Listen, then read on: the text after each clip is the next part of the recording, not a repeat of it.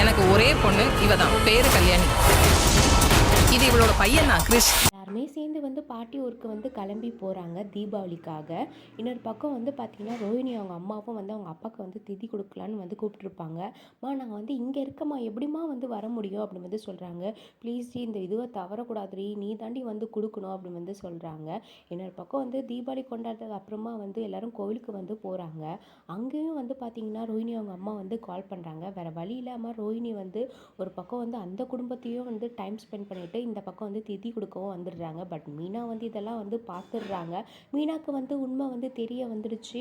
அதுக்கப்புறம் ரோஹிணி பார்த்திங்கன்னா மீனா கிட்ட கெஞ்சி கேட்டுக்கிறாங்க. ப்ளீஸ் மீனா, சொல்லாதீங்க மீனா, ப்ளீஸ், என் வாழ்க்கை உங்ககிட்ட தான் இருக்குது அப்படின்றாங்க.